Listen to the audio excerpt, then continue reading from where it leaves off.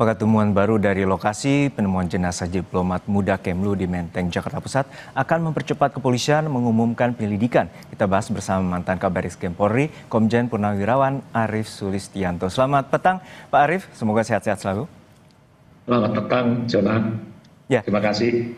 Pak Arief, gini, untuk saat ini bahwa polisi telah melakukan konferensi pers terkait dengan menggunakan scientific investigation dan 5 aspek itu termasuk dari Inavis, forensik, kemudian digital forensik, DNA dan juga C4 atau psikologi forensik. Lalu saat ini tingkat kesulitan seperti apa? Dalam perspektif Anda sebagai mantan Kabariskem, polisi juga belum menemukan unsur penyebab kematian.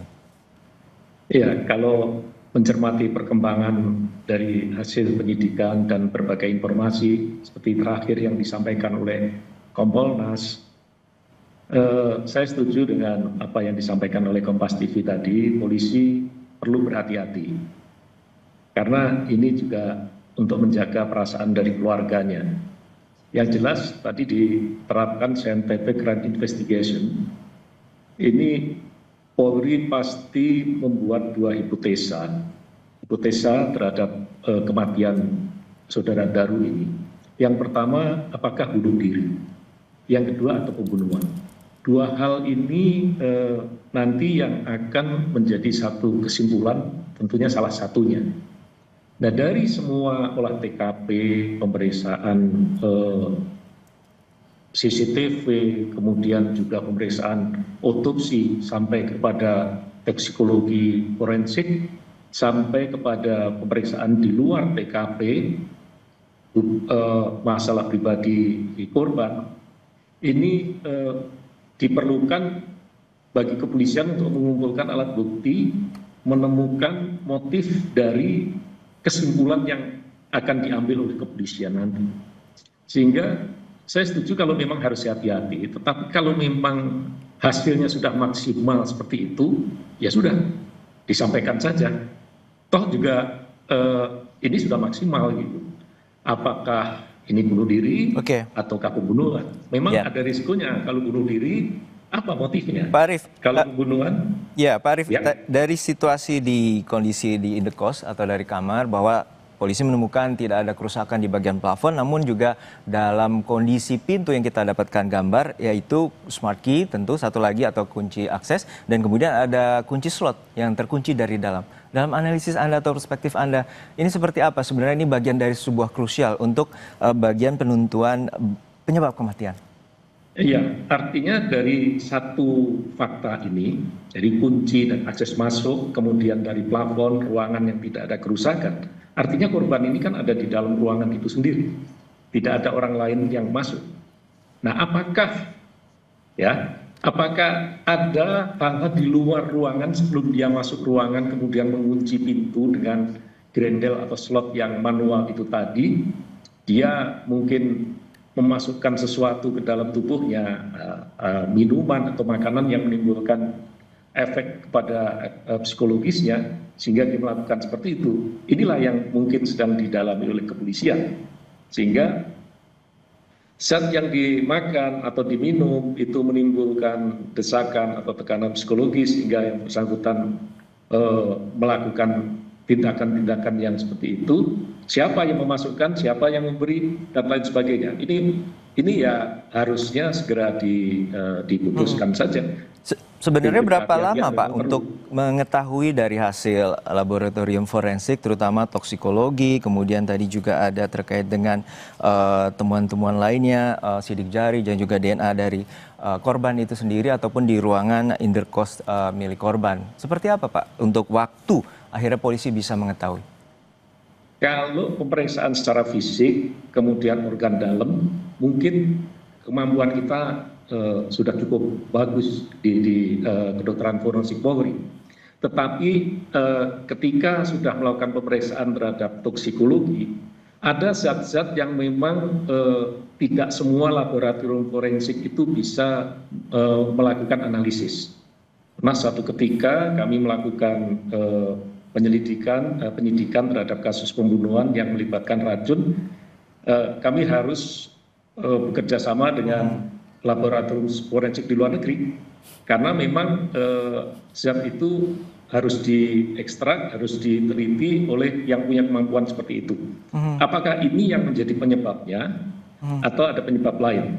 Kita belum tahu. Tapi yang jelas dua hipotesis itu harus segera dijawab oleh kepolisian untuk memberikan kepastian. Seperti Bapak mertuanya tadi, kami sudah tekanan batin dan lain sebagainya. Itu yang diharapkan. Saya pikir kalau memang itu sudah akuntabel, sudah otentik, semua alat bukti yang dikumpulkan, kesimpulannya memang seperti itu, apa salahnya? Ya, tentu ini kita juga mendapatkan foto terkait dengan bagian kunci ini juga kita melihat ada bagian cat yang berbeda dari titik kunci tersebut. Lalu apakah ini bisa juga menjadi bagian analisis, Pak Arief? Iya, kalau cat itu kan bisa dilihat nanti apakah dia baru atau lama. Tapi yang jelas akses masuk itu tidak bisa kalau orang dari luar menggunakan kunci akses yang digital itu, karena dikunci dari dalam dengan menggunakan slot. Sampai penjaga kos-kosan harus mencongkel jendela karena ternyata akses dengan kartunya tidak bisa dipakai akibat dari slotnya yang dikunci secara manual itu tadi. Begitu, Jona. Baik, Pak Arief, saya bacakan sebentar untuk terkait dengan penemuan terbaru terkait dengan bahwa polisi menyita ada 20 titik TKP terutama pada tanggal 7 Juli menuju tanggal 8 Juli di mana waktu dugaan kematian dari korban Arya Daru Pangayunan. Dan ini juga polisi menyebutkan ada temuan bahwa sebelum kembali ke indekosnya, korban menuju rooftop dari gedung Kemlu. Dan waktunya cukup lama, Pak Arief. Artinya sekitar dari pukul 21 hingga 23 atau ada waktu 1,5 jam sebelum akhirnya dia kembali ke indekosnya. Apakah ini juga bagian yang perlu sangat diteliti oleh penyidik? Iya, pasti itu diteliti. Seperti saya sampaikan di Kompas TV sebelumnya. Hubungan atau interaksi kepribadi yang bersangkutan baik dengan keluarganya, dengan teman kerjanya atau dengan teman interaksi sosial yang di luar, apakah ada hal-hal yang membuat tekanan di dalam Baik, ini gambarnya ya Pak ya, kita coba tampilkan di sini ya Pak ya. Ya, silakan Pak. Bahwa ini gambar bahwa sebelumnya polisi menyebut bahwa dari 20 titik TKP korban sebelumnya berbelanja di sebuah salah satu mal di Jakarta Pusat, membawa tas belanjaan dan juga tas ransel. Namun dari titik CCTV yang kita temukan ini bahwa korban atau Arya Daru ini berada di atas rooftop atau atap gedung, dan kemudian dari temuan polisi bahwa cukup lama, sekitar hampir 1,5 jam, korban berdiri di atas rooftop dan kemudian kembali turun menuju indekos tanpa membawa barang yang tadi dia bawa seperti tas ransel maupun belanjaan. Ya, itu pasti akan didalami oleh tim penyidik. Apakah ini merupakan kebiasaan yang bersangkutan atau baru kali itu saja? Sehingga ada apa sebetulnya kok yang berusukan sampai di atas? Apakah dia mencari angin atau ingin melihat pemandangan di atas atau ada hal lain? Itulah yang sedang dicari jawabannya oleh kita dengarkan lebih lengkap keterangan dari Kabid Humas Polda Metro Jaya, Kombes Ada Arisham.